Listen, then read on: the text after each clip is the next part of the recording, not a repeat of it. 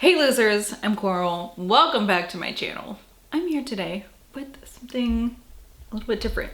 Something actually I said I would probably never do again after the last time I did it.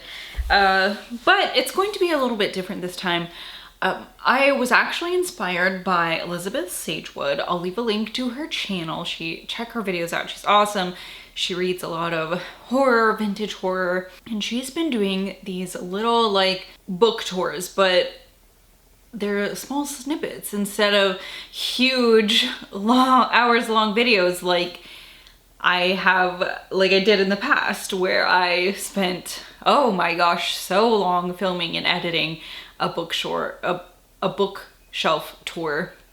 And I was like, I am never doing this again. But I watched one she did with her Christopher Pike books recently, and I was like, oh, that's such a good idea. Just doing maybe little collections, little pieces of my shelves, since they have undoubtedly grown and evolved since the last time I did this.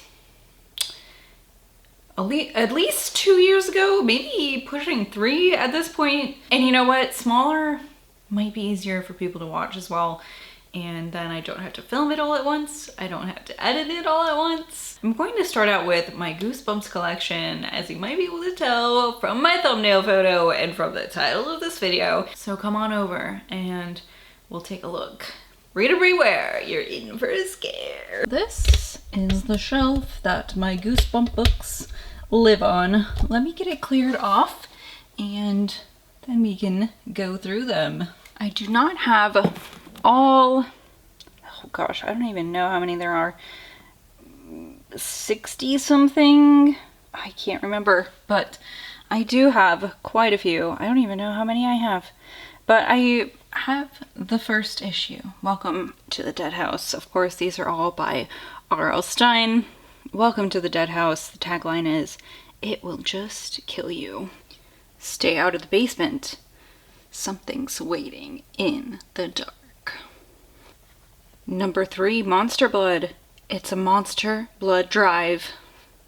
I have number 4, Say Cheese and Die. One picture is worth 1,000 screams. Number 5, The Curse of the Mummy's Tomb. What will wake the dead? Number 6, Let's Get Invisible. Now you see him, now you don't. This one is actually very special. If you've been watching my channel for a while, Zach's Grammy, she was a teacher. She had a little school, a little private school in the second level of her house, or I guess it's kind of like the basement level. And she taught there for many years. She died a couple years ago, which was really hard on our family because she was a really great, kind, like awesome person. She had so much personality, and a lot of the stuff in the school had been left there for many years, including like all the books in the library. So I have some Goosebumps from that. I have some Fear Street books from that. Really the ones they have this blue tape on the spine, so I've got a couple here. If you ever see me holding those up in my videos, these are the ones from Grammy's library. I've got a couple other like young adult, middle grade horror books that I rescued from there before everything else got like removed. I'm not really sure what happened to it, but these were a couple things that I rescued and I get to keep and think about Grammy. She was really great. She was awesome. I have number 7, Night of the Living Dummy. He walks, he stalks. Then we jump to number 10, The Ghost Next Door. There's a strange new kid on the block. This one's a newer edition. I think I would probably like to replace this and get an older one. But this is number, doesn't even say on the spine, which bothers me. I think this must be number 11. This is The Haunted Mask. If looks could kill. Then we have number 12, Be Careful What You Wish For. it might come true. Look at her face. Number 13, piano lessons can be murder. Play it again, hands. That's a funny tagline. I like that one. It's stupid. We have number 14, and one of my personal favorites, The Werewolf of Fever Swamp. Who's Afraid of the Big Bad Wolf? Great color scheme on this one too. Then we jump to number 17, another one of my personal favorites, Why I'm Afraid of Bees. He's no ordinary human being. Number 18, Monster Blood number 2. He's one hungry hamster. Then we have number 19, Deep Trouble. Just when you thought it was safe. I like the cover of this one with the hammerhead. It almost looks orca colored. I haven't read this one, so I'm not sure if it's like a weird monster hybrid, but I like the cover of this one. And Deep Trouble too, honestly. They're both good. Then I have number 21, another one that I might replace at some point just because it has the library label on the front. But this is Go Eat Worms. Homework was never this gross before. I love this episode of Goosebumps. Then number 22, Ghost Beach. No swimming, no surfing, no haunting. Then I have number 23, another great colored cover, Return of the Mummy. He's back from the dead. He looks stinky. Then I have number 25, Attack of the Mutant. He's no superhero, he's a supervillain. This is number 26, My Hairiest Adventure. It keeps growing and growing and growing. This is another one I'm going to have to replace. This is number 27, A Night in Terror Tower.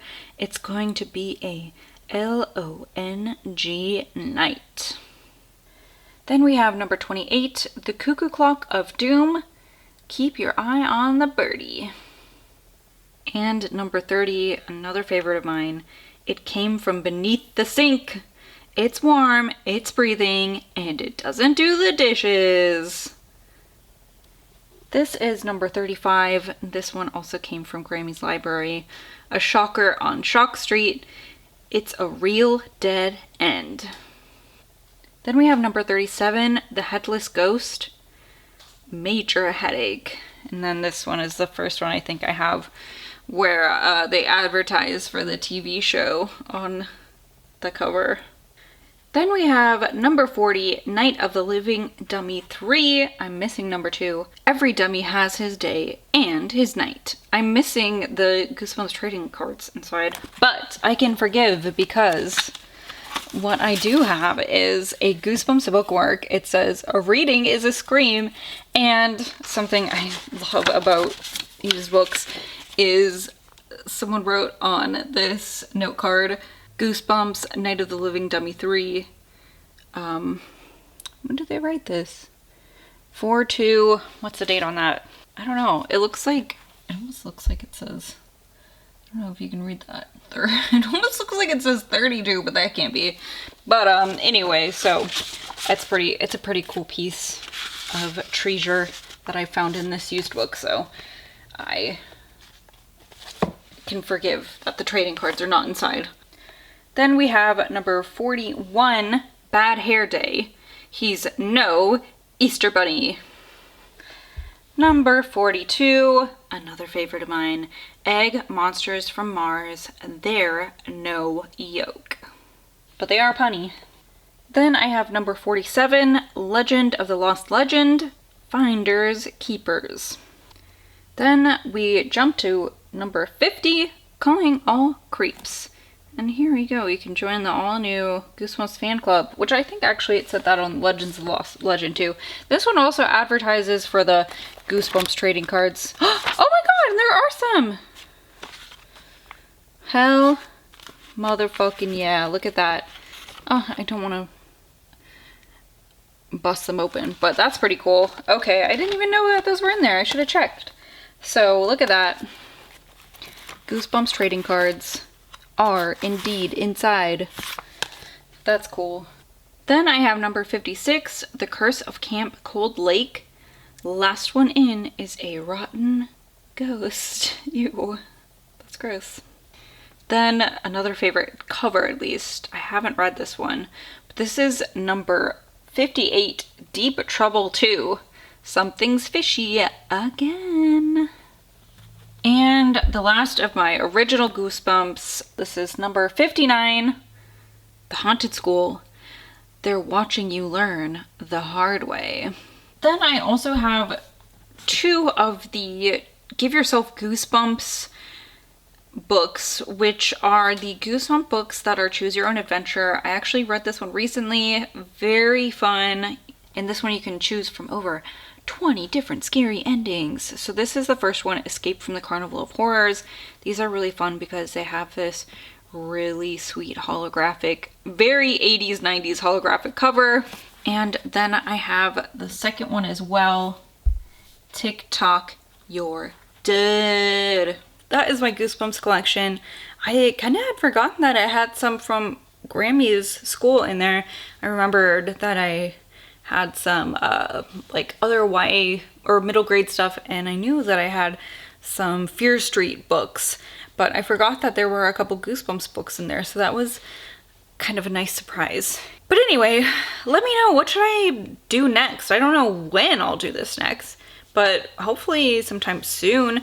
I could do like my Fear Street collection, like Point Horror. I could do that all together, really, like my Christopher Pike, Point Horror, Fear Street, or I could do it separately, maybe. I don't know. I could do my Vintage Horror. I could do my Stephen King collection over here. I can do all the books that I've owned and read. I can do like my unread horror, my unread fantasy, my unread